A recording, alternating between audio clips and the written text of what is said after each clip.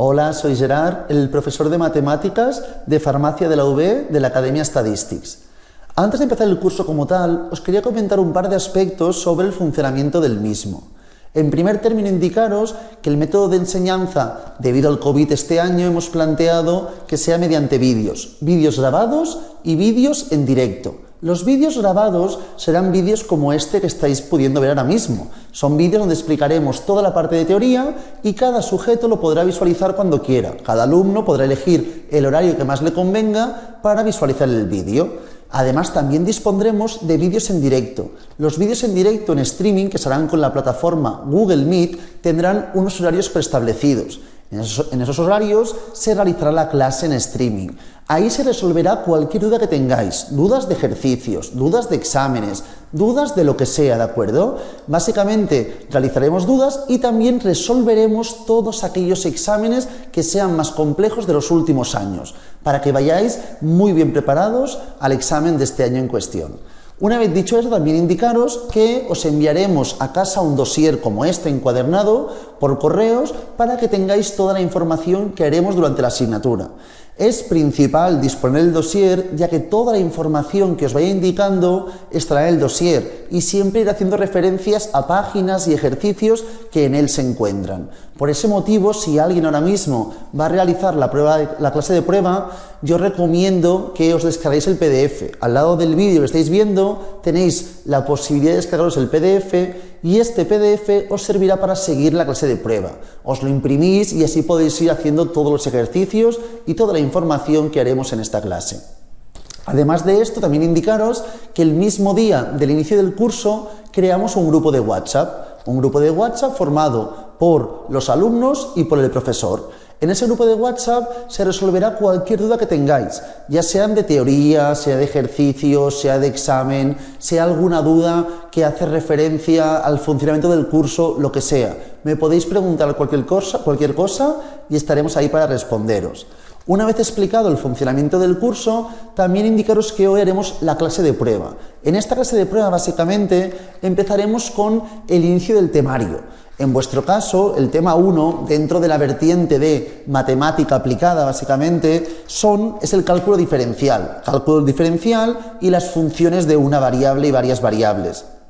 Empezaremos haciendo, dentro de este primer tema de cálculo diferencial, la parte inicial, que es un recordatorio de aspectos básicos, y plantearemos un ejemplo de una función, que es lo que nos iremos encontrando a medida que avancemos con la asignatura.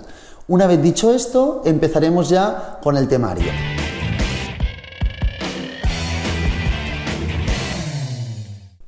Empezamos ahora con el curso. Empezaremos por el principio, os lo indicaba ahora mismo en la parte de presentación, que la clase de hoy será como para tener conceptos básicos de lo que iremos viendo a lo largo de la asignatura. Básicamente lo que miraremos hoy será conceptos de matemáticas para poder luego realizar funciones y ejercicios más complicados, ya que esta primera parte de la asignatura básicamente da referencia al cálculo diferencial, la parte primordial, y a la representación de gráficas.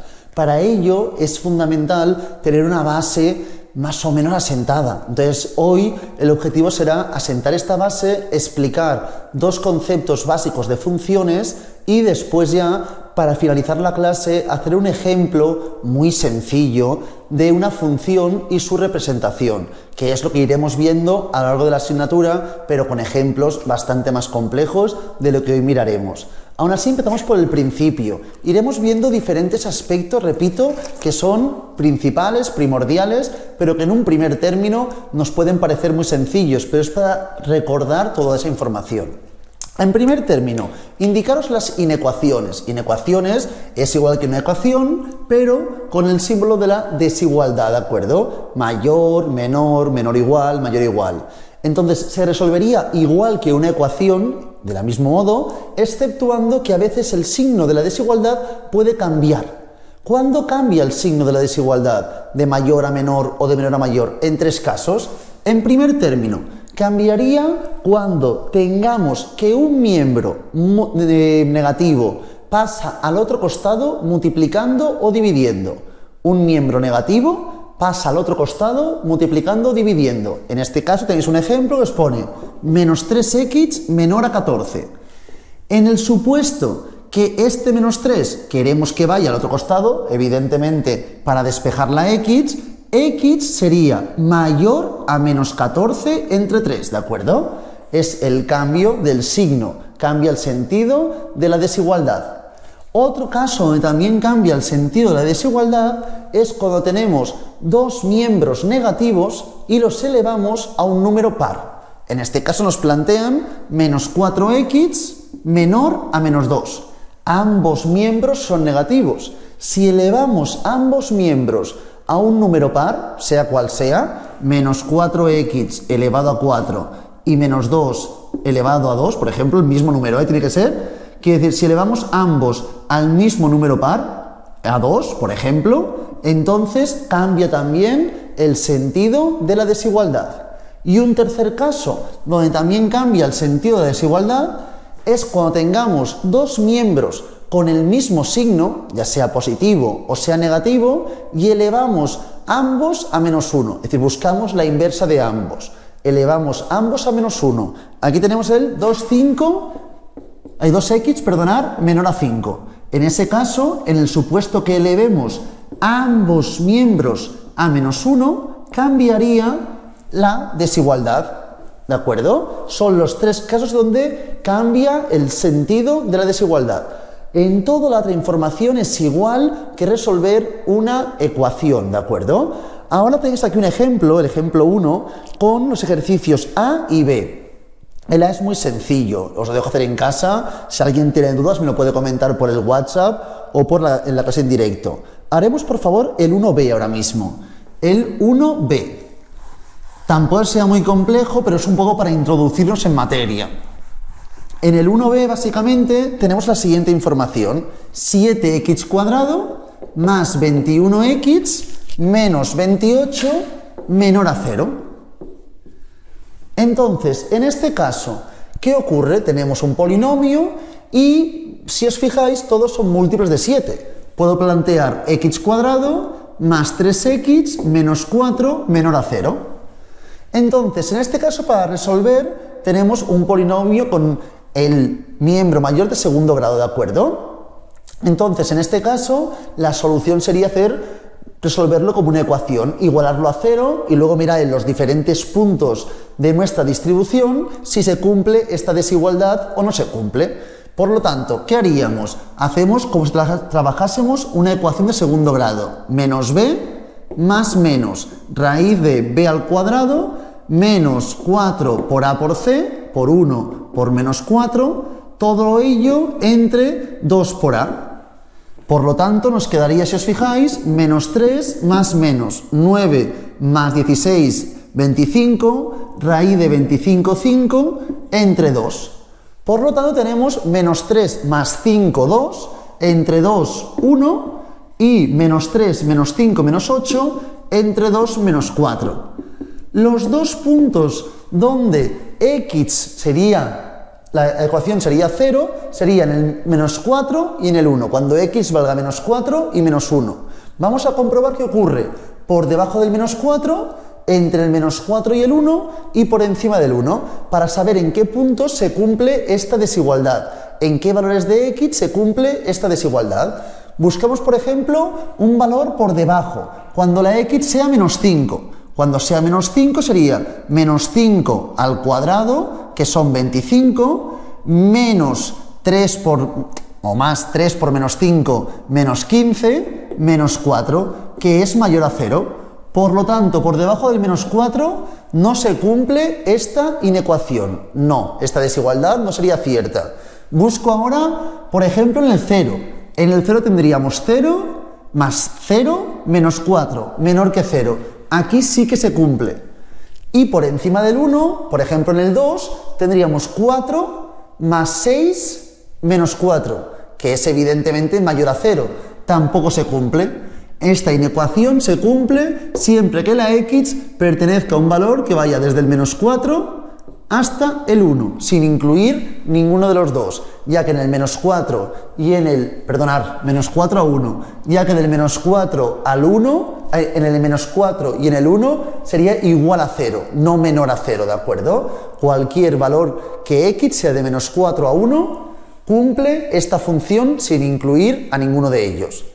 Esto para inecuaciones. Luego, ¿qué más tenemos? Otro concepto importante son el valor absoluto, que lo tenéis seguidamente. Y lo que me importa básicamente de aquí es lo siguiente. Cuando tenemos un miembro de una ecuación o una inecuación, en este caso, en valor absoluto, es un poco más complejo el ejercicio. Tampoco mucho más, pero planteo la información para que todo el mundo lo recuerde ahora mismo.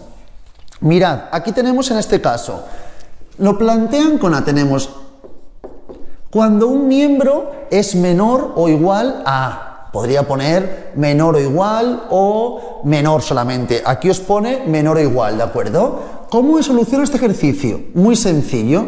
Plantearíamos menos A menor o igual a X y X menor o igual a. Así es como solucionamos esta inecuación. Por un lado deberíamos resolver esta y por otro esta inecuación. La solución de ambas inecuaciones me daría el resultado que tendríamos que obtener, ¿de acuerdo? Si tuviese una inecuación donde uno de los miembros es valor absoluto y fuese mayor o igual a, aquí plantearíamos lo siguiente: menos a mayor o igual a x, y plantearíamos también a x mayor o igual a, ¿de acuerdo? Plantearíamos esta información: x menor o igual a menos a y x mayor o igual a a. Deberíamos resolver ambas inecuaciones para realizar o para obtener el resultado de este ejercicio. Una vez dicho esto, por favor, vamos a hacer el ejemplo 2, por favor. Mirad qué nos indica el ejemplo 2. Tenemos x menos 5 en valor absoluto menor o igual a 2. Evidentemente que estamos trabajando con el primer caso, primer ejemplo o segundo. Evidentemente es con el primero. ¿Y cómo plantearía aquí la información? Menos 2 menor o igual a x menos 5, que es menor o igual a 2. A partir de esta información tenemos que resolver ambas inecuaciones. Por un lado esto y por otro lado esto. Por lo tanto, en este caso nos quedaría 3 menor o igual a x, y en este costado nos quedaría x menor o igual a 7. Por lo tanto, la resolución de esta inecuación es la x que pertenezca a cualquier valor que fluctúe entre 3 y 7, ya que tiene que ser mayor a 3 y menor a 7, incluyendo ambos. De ahí que pongan claudatos, porque es un intervalo cerrado. Esta es la información correspondiente a valor absoluto. Seguidamente vamos a ver otros conceptos muy importantes que son potencias, logaritmos y radicales. Los tres aspectos estos todo el mundo los hemos hecho durante el bachillerato y eso, pero es para recordar que luego cuando hagamos integrales o derivadas esta información no nos perjudique al solucionar los ejercicios. Entonces, empezaremos por potencias. Potencias, explicaré la teoría, no haré ningún ejercicio porque es básicamente muy sencilla esta información y no nos puede llevar a mucha complicación, ¿de acuerdo? Repito, evidentemente, si alguien tiene alguna confusión, alguna duda me lo puede preguntar, pero esta información inicial será muy sencilla. Tenemos la información de la página 3, parte superior, ¿de acuerdo? Que nos habla de las potencias. Entonces, tenemos la siguiente información: a elevado a b por a elevado a c. Cuando hacemos esta multiplicación de exponentes, siempre se suman, igual que cuando hacemos la división, siempre se restan los exponentes, ¿de acuerdo? Solo se multiplicarían en el supuesto de que tuviese algo como esto. Si tenemos a elevado a b y todo ello elevado a c, ahí sí que multiplicaríamos exponentes: a elevado a b por c. ¿Qué más tenemos de información, por favor? Si elevamos cualquier número a 0, siempre el resultado que obtendríamos sería 1. Esta información será siempre igual. ¿Qué más tenéis, por favor? A elevado a menos b. Siempre que elevamos un número a un exponente negativo, es igual a poner 1 entre a elevado a b, sin el negativo. Por ejemplo, 3 elevado a menos 2 es igual a 1 entre 3 a la 2. Y así progresivamente. Y luego también tenemos los exponentes, pueden representar a radicales, ¿verdad? Cuando tenemos el exponente, una división. Aquí os ponen, por ejemplo, a 1 entre b. Pongo, por ejemplo, 3 entre b, ¿de acuerdo? Entonces, aquí tendríamos que raíz, es un radical, de índice b, y el radicando sería a al cubo. Así es como representamos esta información, ¿de acuerdo? Si tuviésemos, por ejemplo, 3 elevado a 6 quintos, ¿qué me quedaría en este caso? Lo siguiente, mirad, raíz de índice, en este caso 5, 3 a la 6. ¿Y qué sabemos? Que 3 a la 6 es lo mismo de poner 3 a la 5 por 3.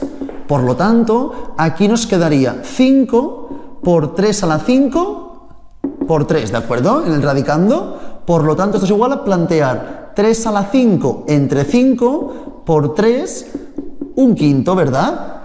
Esto se me desaparece, será 3 a la 1, que es 3, y me quedaría 3 por raíz de índice 5 de 3. Así es como podemos simplificar esta información, ¿de acuerdo? Una vez visto esto, vamos a mirar ya la parte de logaritmos. Esta parte me interesa mucho más, sobre todo las propiedades de los logaritmos, porque cuando hagamos derivadas e integrales, muchas veces las propiedades de los logaritmos nos van a facilitar la resolución de estos ejercicios.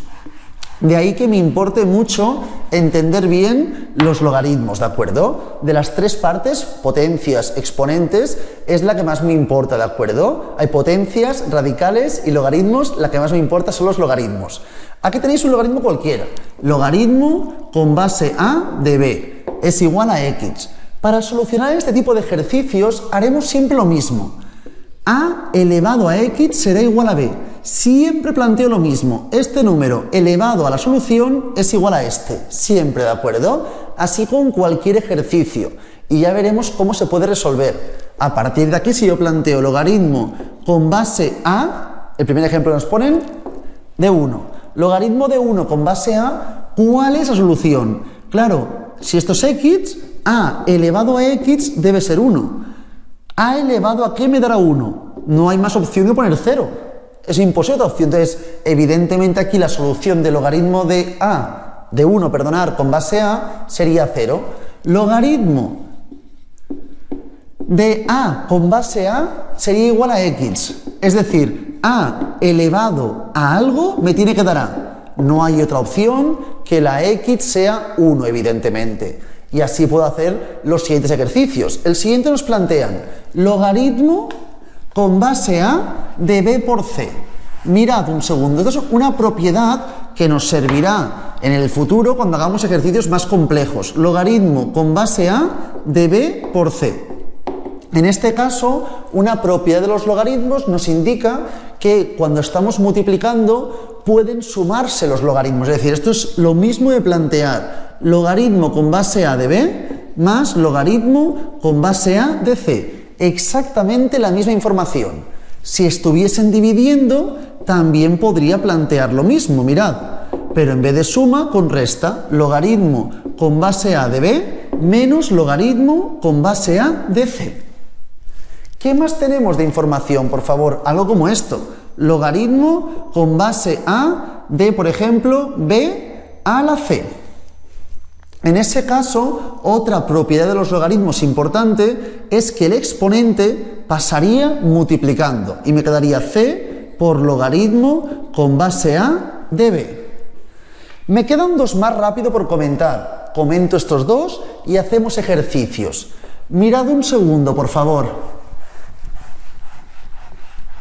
Tenemos el siguiente que corresponde a logaritmo con base a de raíz con índice c de b. En este caso, esto es lo mismo de plantear esto, si os fijáis, logaritmo con base a de b elevado a 1 entre c. Y si está en el exponente, propiedad de logaritmos puede pasar multiplicando. Entonces me quedaría logaritmo con base a de b entre c. Y el último es un logaritmo que no tendrá solución a primera vista. Entonces tendríamos que trabajar con logaritmos neperianos. También un aspecto que puede ser fundamental en otras partes de la asignatura. Es el siguiente, logaritmo con base a de b. En este caso, si yo planteo a elevado a x, tiene que ser b. y no encuentro solución, como es en este caso, podemos trabajar con logaritmos neperianos o logaritmos con cualquier base. Logaritmo neperiano de a elevado a x es igual a logaritmo neperiano de b. Y a partir de aquí, ¿qué plantearíamos? Esto puede pasar multiplicando, x por logaritmo neperiano de a es igual al neperiano de b. Finalmente nos quedaría esto como la solución del ejercicio. Una vez tenemos esto, aquí tenéis en el ejemplo siguiente, el ejemplo 4, un seguido de ejercicios. No diré de hacer todos, digo de hacer los últimos dos, ¿de acuerdo? De este ejemplo 4 planteamos rápidamente los últimos dos ejemplos. Os dejo para hacerlo 3 minutos, ¿de acuerdo? Y lo hacemos juntos.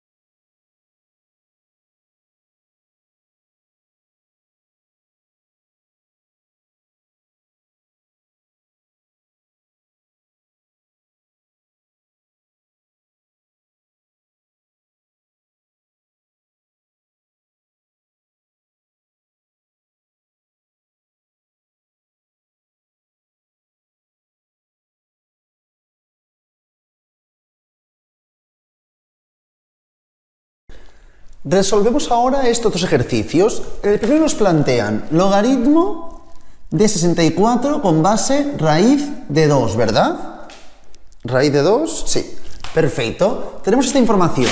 Esto es igual a x, ¿de acuerdo? En este caso. Por lo tanto, ¿cómo planteamos esta solución? De la siguiente forma. Plantearíamos raíz de 2, todo ello elevado a x es igual a 64.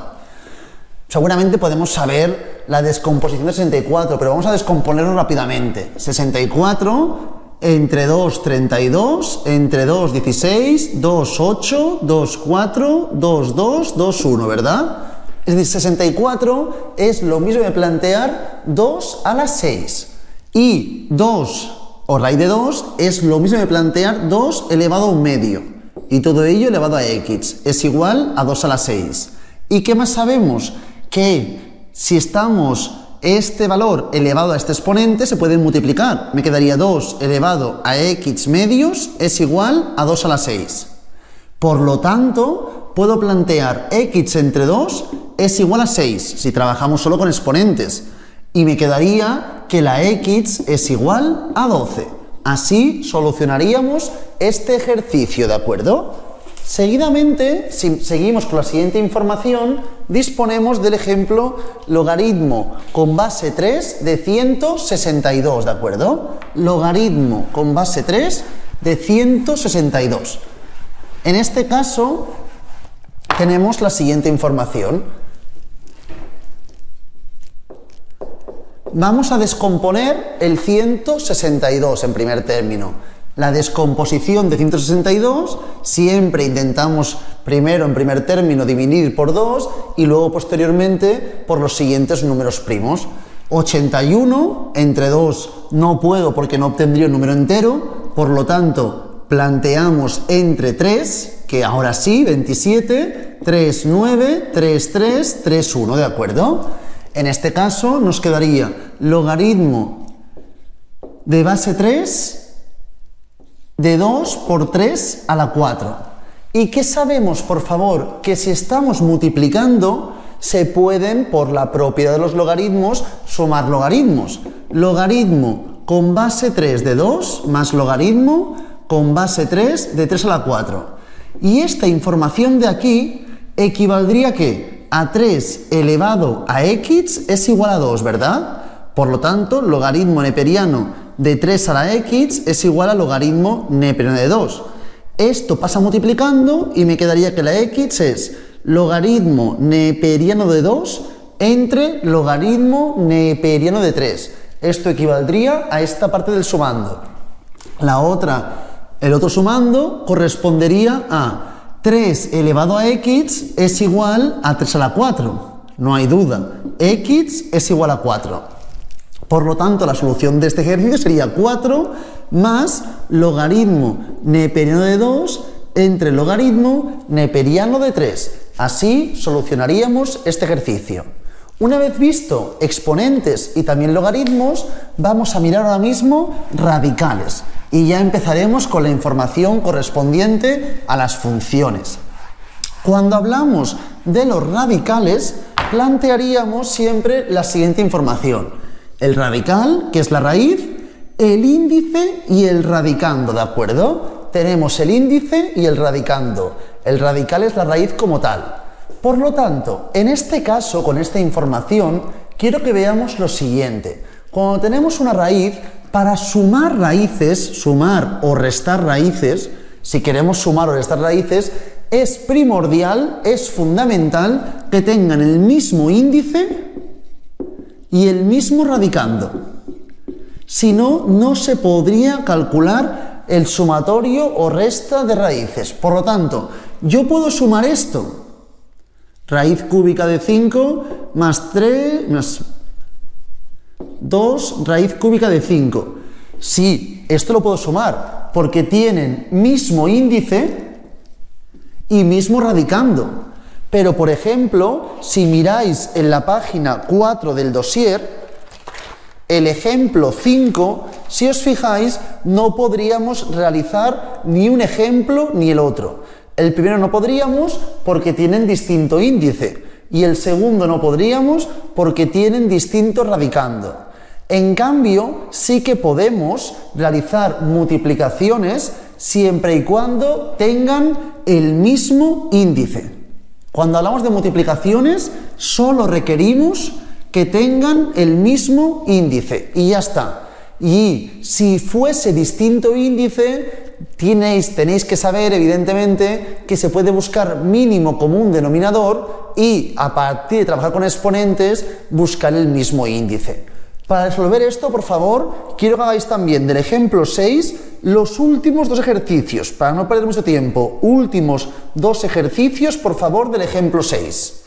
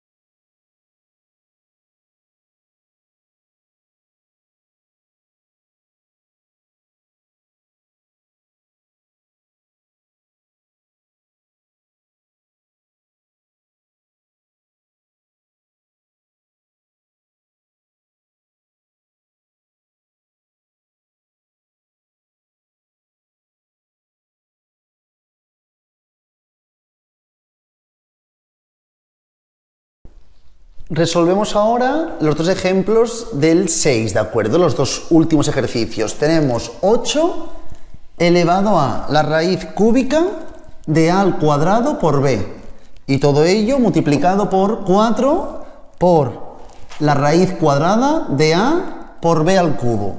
En este caso, aunque haya paréntesis, como todo se está multiplicando, al final no tendrán prioridad y me dará toda la misma información, ¿de acuerdo? Entonces, en este caso, puedo empezar multiplicando si quiero ya. Todo esto, 8 por 4 es 32, multiplicado por A, en este caso, 2 tercios, ¿verdad? Multiplicado por B, 1 tercio. Todo ello multiplicado por A, 1 medio, multiplicado por B, 3 medios. Claro, en este caso tenemos que esta multiplicación en primer término pensaríamos que no puede realizarse debido a que tiene distinto índice, como aquí estamos viendo, entre 3 y entre 2. ¿Pero qué podemos buscar? Podemos buscar mínimo común denominador y conseguir que el índice sea el mismo en ambos radicales. ¿Y cómo lo hacemos esto? Pues repito, buscando mínimo común denominador. Mirad, 3 y 2, mínimo común denominador, 6, ¿verdad? Por lo tanto me quedaría A elevado en este caso a 4 sextos por B elevado en este caso a 2 sextos por A elevado a 3 sextos por B elevado a 9 sextos. Así es como me quedaría la información. Ahora todo tiene índice 6, si os fijáis. Me quedaría lo siguiente, 32 raíz con índice 6 de A a la 4 por B a la 2 por A a la 3 por B a la 9. Que esto evidentemente corresponde a plantear 32 con raíz de índice 6 a 4 por A a 3 a la 7. B a la 2 por B a la 9, B a la 11. Que sería lo mismo esto de aquí, si recordamos, es equivalente a poner A a la 6 por A. Y esto, B a la 6 por B a la 5.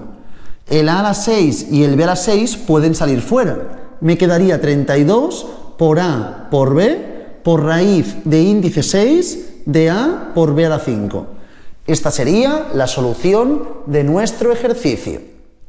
También puedo hacer el siguiente. El siguiente ejercicio es raíz de 27 más raíz de 75 entre raíz de 48. Vamos a plantear ahora este ejercicio. Raíz de 27 más raíz de 75 entre raíz de 48. Aquí evidentemente, si miro la información, hemos indicado anteriormente que para hacer sumatorios de radicales era necesario que tuviesen mismo índice y mismo radicando. El índice es el mismo, pero el radicando no. Pero podemos descomponer la información a ver si encontramos alguna forma más sencilla o posible de resolver este ejercicio. Mirad, 27, si hacemos la descomposición me queda 27, 9, 3, 3, 1. 75 sería 3, 25, 5, 5, 5, 1. Y 48 correspondería a 2, 24, 2, 12, 2, 6, 2, 3, 3, 1. Por lo tanto nos queda lo siguiente, mirad. Raíz de 3 al cubo, a esto le sumamos la raíz de 3 por 5 al cuadrado y esto lo dividimos entre la raíz de 2 a la 4 por 3. Por lo tanto, nos quedaría, aquí se va un 3 fuera, 3 por raíz de 3 más 5 por raíz de 3 entre 2 a la 4, se van 2 doses fuera, 2 a la 2 por raíz de 3. Ahora sí que puedo sumar estos radicales, ¿de acuerdo? En este caso, me quedaría, en este caso, 8 raíz de 3 entre 4 raíz de 3. Solución del ejercicio sería igual a 2 en este caso. Esta es la información con radicales. Una vez hemos hecho esto, explicar dos aspectos muy simples más, que es el binomio de polinomios al binomio al cuadrado, que sería en este caso a al cuadrado más 2ab más b al cuadrado, y si en vez de ser un sumatorio de binomio fuese aquí en este caso restando, esto me quedaría aquí menos y ya está, ¿de acuerdo? Por último, indicaros también, el último información que aquí tenéis, se pone el logaritmo neperiano de e elevado a la x. ¿Esto es igual a qué? Si yo planteo un logaritmo neperiano de e elevado a la x, debemos recordar lo siguiente. Imaginaos, por favor, que pusiese, en vez de x, un valor. Logaritmo neperiano de e elevado a 4. ¿Y esto es igual a qué? Es muy sencillo, porque el logaritmo neperiano es igual a logaritmo con base e. Por lo tanto, solo me voy a poner logaritmo con base e de e a la 4. ¿Esto es igual a qué? ¿Qué ocurre? Es igual a x. Por lo tanto, e elevado a la x es igual a e a la 4. ¿Cuánto vale la x? 4. Por lo tanto, siempre la solución de esto sería el exponente en cuestión, la x, ¿de acuerdo? Así resolveríamos el logaritmo neperiano de e elevado a la x. Una vez visto esto, por favor, vamos ya a la última parte de hoy, que es el principio ya del cálculo diferencial, con la función, su dominio, el rango y un ejemplo ya de una representación de una función, buscando el dominio, límites, crecimiento, decrecimiento, cóncavo, convexo, toda la información. Será un ejemplo muy simple, pero es un poco para adentrarnos en lo que explicaremos en las próximas clases. Entonces, seguidamente, por favor, tenemos en la página 5 la siguiente información, funciones. ¿Qué es una función? Una función, básicamente, al fin y al cabo, es una regla que asigna a cada valor de x en el dominio de un valor real, un número real. A cada valor de x en el dominio de le asigna un valor real. Es esto, pongo en una máquina un en valor y me sale otro valor. Eso es básicamente la información de la función. Y tenemos el dominio. El dominio, básicamente, corresponde a todos los posibles valores de la x. Entonces, no todos los valores son plausibles, ya que a veces la función, cuando pongo cierta x, no dará un valor. Y ahí es cuando no pertenecerá al dominio de la función. Todos los valores que tengan un valor asociado corresponderán al dominio de la función, es decir, que sigan la regla de la función en cuestión. Vamos a mirar el dominio. Siempre muy sencillo. Por ejemplo, aquí tenéis tres aspectos de los más importantes, que son, en primer término, 1 entre x.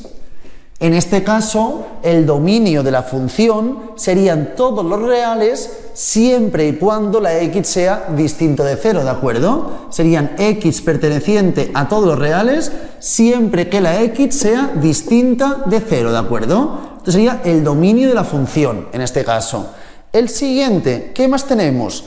Raíz de x, ¿de acuerdo? Raíz de x serían todos los reales siempre que la x sea mayor o igual a 0. En cambio, si me preguntan por el logaritmo neperiano, que eso siempre me preguntan, serían todos reales siempre que la x sea mayor a 0. Una vez comentado esto, tenéis aquí dos ejemplos. Vamos a plantear estos dos ejemplos de dominios, ¿de acuerdo? En el primer caso, tenemos 1 entre x más 3. Evidentemente, el denominador no puede ser 0, porque si no, ese número no existe. Entonces, ¿cuándo será 0? Será 0, x más 3 igual a 0, cuando x valga, evidentemente, menos 3. Por lo tanto, aquí sería x perteneciente a los reales, siempre que la x sea distinta de 3. Tan sencillo como eso, no tiene más dificultad. Y el siguiente caso es raíz de 2x más 4. Sabemos que la raíz no puede ser negativa, tiene que ser mayor a 0. 2x más 4 mayor o igual a 0, ¿de acuerdo? Por lo tanto, ¿cómo lo plantearíamos? 2x mayor o igual a menos 4, x mayor o igual a menos 2. Por lo tanto, aquí sería x perteneciente a los reales siempre que la x sea mayor o igual a menos 2. Si esto fuese menos 2, sería 0, cuya raíz de 0 es evidentemente 0. Una vez visto esto, miramos el rango. El rango son todos los posibles valores que nos puede dar al realizar la función. Es decir, la regla que asigna los valores. ¿Qué valores puede asignar? Evidentemente, si trabajamos con una raíz, todos los valores que obtendremos serán siempre positivos o cero, ¿de acuerdo? Es decir, nunca negativos. En este caso, el dominio serían todos los valores que sean mayores o igual a menos 2, y si hablásemos del rango, serían todos los valores que sean x mayor o igual a 0, ya que una raíz nunca nos podrá dar un valor negativo. Diferenciamos bien el rango, los valores que obtendríamos al resolver la función de dominio, los valores donde la x tiene un sentido que nos dará un valor en la función posterior. Una vez visto esto, vamos a analizar lo que antes comentaba, un ejemplo. Lo podemos ver en la página 6. Vamos a hacer una representación gráfica con las diferentes partes que iríamos analizando en un ejemplo. Repito, será un ejemplo muy sencillo, muy introductorio, pero es un poco para entender cuáles son las vertientes que estudiaríamos en el planteamiento de una función. Mirad, en primer término, aquí estudiamos siempre, en primer término, el dominio, ¿de acuerdo? Luego estudiaremos también los límites. Cuando estudiamos los límites, básicamente, estudiamos los límites en los extremos o también los límites en los puntos donde hay alguna discontinuidad. Entonces miraríamos dónde hay continuidad y dónde la función es discontinua, y en los puntos de discontinuidad también miraríamos si hay hacia dónde van los límites, ¿de acuerdo? En tercer lugar, miraríamos también los intervalos de crecimiento e intervalos de decrecimiento, ¿de acuerdo? ¿Sí? Crecimiento y decrecimiento. Esto lo haremos con la primera derivada, ¿de acuerdo? Trabajaremos con la primera derivada. Luego buscaremos también donde la función es convexa y donde la función es cóncava. Convexa y cóncava. Esto lo trabajaremos con la segunda derivada. Y por último, plantearemos un pequeño esbozo de la representación gráfica, ¿de acuerdo? Serían las cosas básicas que tenemos que saber realizar en cualquier ejercicio. Esto iremos haciendo cada vez ejemplos más complicados y luego trabajando con las derivadas más complejas. Hoy, repito, haremos un ejemplo muy sencillo, que es el ejemplo 1, ¿de acuerdo? Lo explicaremos y lo haremos todos juntos ahora mismo e iremos indicando cada información. En primer término, tenemos que la función es la siguiente: x a la 4 menos 4x al cubo menos 2x cuadrado más 12x menos 1, ¿de acuerdo? Esta es la función con la que vamos a trabajar. En primer término, muy sencillo, el dominio. Todos sabemos que el dominio de un polinomio es siempre todos los valores, ¿de acuerdo? Aquí, como os fijáis, anteriormente decíamos si había un cociente que fuese 0, o si había un logaritmo neperiano, un logaritmo, si había una raíz, pero en este caso, los polinomios, siempre el dominio del polinomio siempre será x perteneciente a los reales, a todos los reales, ¿de acuerdo? También puedo plantear, si lo planteo con paréntesis, sería desde menos infinito hasta el infinito. El dominio fluctúa de menos hasta más infinito. Seguidamente, los límites. Claro, aquí tenemos básicamente los límites que son los extremos, que serían hacia infinito y hacia menos infinito, ¿de acuerdo? El límite de la función de x cuando x tiende a infinito.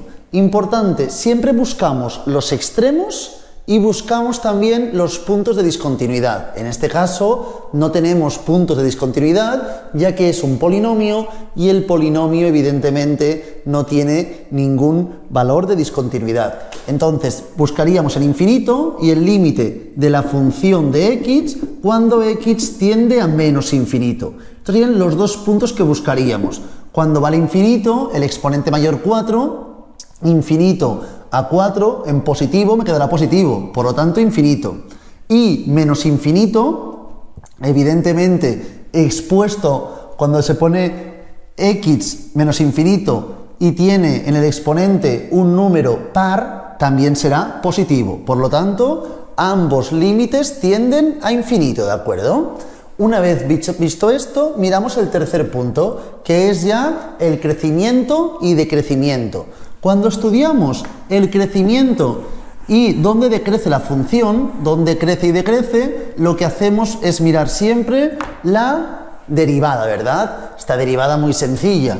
En este caso, la primera derivada, y miramos que tenemos 4x al cubo menos 12x cuadrado menos 4x más 12, ¿de acuerdo? Si os fijáis, todos son múltiplos de 4. Entonces nos queda que esto es igual a x al cubo menos 3x cuadrado menos x más 3. Esta es nuestra función derivada. A partir de aquí, si igualamos a 0, encontraremos los mínimos y los máximos, ¿verdad? Igualamos esta función a 0 y la resolveremos mediante Ruffini, ¿de acuerdo? ¿Cómo lo planteamos en este caso? De la siguiente forma. Tenemos 1, menos 3, menos 1 y 3, ¿de acuerdo? Y aquí planteamos 1, ¿de acuerdo? 1 por 1, en este caso 1, 1, 1, 1. Menos 3 por 1, menos 2. Menos 2 por 1, menos 2. Menos 1, menos 2, menos 3. Menos 3 por 1, menos 3. 0, ¿de acuerdo? Entonces, esta es, en este caso, nuestra función. Tendríamos x menos 1 multiplicado por x al cuadrado menos 2x menos 3. Y todo esto es igual a la función derivada. Una vez tenemos esto, vamos a plantear la información correspondiente de la siguiente forma. Mirad. Tendríamos x menos 1 multiplicado a x cuadrado menos 2x menos 3. Y todo ello lo igualamos a 0. Resolvemos la ecuación de segundo grado. Esta de aquí, menos 2 más menos b cuadrado, que es 4, menos 4 por a por c, en este caso será más 12, entre 2. Por lo tanto, nos quedaría 2 más menos raíz 16, 4. 2 más 4, 6, entre 2, 3. 2 menos 4, en este caso, menos 2, entre 2, menos 1. Por lo tanto, las posibles soluciones son que la x valga 1, que la x valga menos 1 y que la x valga 3. Estos son los 3 puntos donde hay un mínimo o un máximo, ¿de acuerdo? Donde la función tiene un mínimo o un máximo. Para buscar exactamente estos puntos, podríamos ir a la función original, ¿de acuerdo? Y mirar cuándo vale 1 y así progresivamente la información correspondiente. Entonces, en este caso, voy a plantear aquí la función ahora mismo y voy a plantear, si la x fuese 1, ¿de acuerdo? Sería 1 menos 4 menos 2 más 12 menos 1. Es decir, 1 menos 4 menos 5 menos 2 menos 7 menos 1 menos 8 más 12, 4. Cuando x es 1, aquí llega hasta el 4. 1, 4. Aquí lo pondremos, ¿de acuerdo? El menos 1 estará por aquí. Si fuese menos 1 a 4, 1, ¿de acuerdo? Menos 1 al cubo, en este caso, es negativo, ¿verdad? Por menos 4, positivo. Menos 1 al cuadrado positivo, menos 2. Menos 1 menos 12, menos 1. Por lo tanto, 5 menos 15 menos 10. El 1 sería el menos 10, que lo podemos ver por aquí, ¿de acuerdo? Y luego tendríamos el 3. 3 a la 4, ¿verdad? 3 por 3, 9, por 3, 27, por 3, 81. 81 menos 3 por 3, 9, por 3, 27. 27 por 4, 54, 108. El siguiente, 3 al cuadrado, en este caso. 3 al cuadrado, 9, por 2, 18.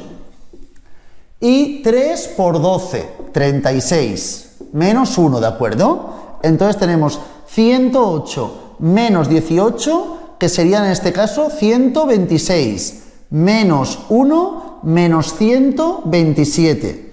Y 81 más 36, 80 más 30, 110, 110. Y 1 y 6, 117. También menos 10. Por lo tanto, aquí también, en el punto 3, el menos 10 también, ¿de acuerdo? Entonces, en este caso, vamos a mirar por debajo del menos 1, aquí tenemos el punto este, sería el punto 1, 4, este el punto menos 1, menos 10, y este el punto 3, menos 10. Vamos a mirar dónde es creciente y decreciente la función, ¿de acuerdo? Entonces miramos a partir de la primera derivada en puntos que estén por debajo del menos 1, del menos 1 hasta el 1, del 1 al 3 y por encima del 3. Así miramos dónde es creciente y decreciente. Si cogemos, por ejemplo, el menos 2 al cubo es menos 8, ¿de acuerdo? Menos 2 al cuadrado, en este caso, es menos 4, hay 4 positivo, por menos 3, menos 12. Menos 2, ¿verdad? Menos 2 será positivo, más 3, pero evidentemente el número es negativo. Es decir, aquí decrece, ¿de acuerdo? Aquí decrece, y esto va hacia el infinito, porque antes hemos visto que el límite tendía a infinito. Desde el menos 1, menos 10 hasta el 1, 4, por ejemplo, en el 0, ¿qué ocurriría? 0, 0, 0, positivo. Es decir, es creciente. De aquí a aquí es creciente, ¿de acuerdo? ¿Sí? Y por último, tendríamos desde el 1 hasta el 3, en el 2, por ejemplo. 2 al cubo, 8. Menos 2 al cuadrado, 4, menos 12. Menos 2 más 3. 14, 11, es decir, también negativo, también decrece.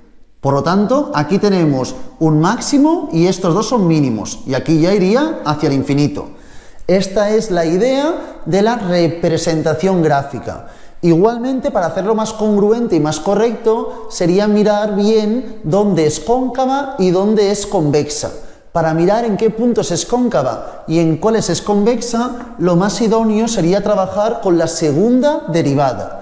¿Cómo plantearíamos la segunda derivada? De la siguiente forma, mirad, plantearíamos la segunda derivada de esta información, que nos quedaría, me es indistinto, puedo trabajar con esta o con esta. Ahora voy a trabajar, por ejemplo, con esta información ya. 3x cuadrado menos 6x menos 1, ¿de acuerdo? Esta sería la segunda derivada. Y con esta podríamos igualarla a 0, que serían los puntos de inflexión. Y a partir de aquí, una vez está igualada a 0, buscar anteriormente valores más pequeños y posteriores de los puntos de inflexión para analizar dónde es cóncava y dónde la función es convexa, ¿de acuerdo? Siempre que la función sea mayor a 0, será convexa. Cuando sea menor a 0, la segunda derivada será cóncava, ¿de acuerdo? 0 de la segunda derivada, cuando sea 0, son los puntos de inflexión. Cuando sea mayor a 0, es convexa. Y cuando sea menor a 0, será cóncava la función. Pero con esta información ya es suficiente que tenemos para una buena representación de este gráfico. Una vez explicado esto, dejamos por aquí la clase de hoy. Espero que os haya servido. Cualquier duda que tengáis, podéis mirar, por favor, las clases, repetirlas, o también preguntarme vía WhatsApp o en la clase en directo. Nada, y mucha suerte.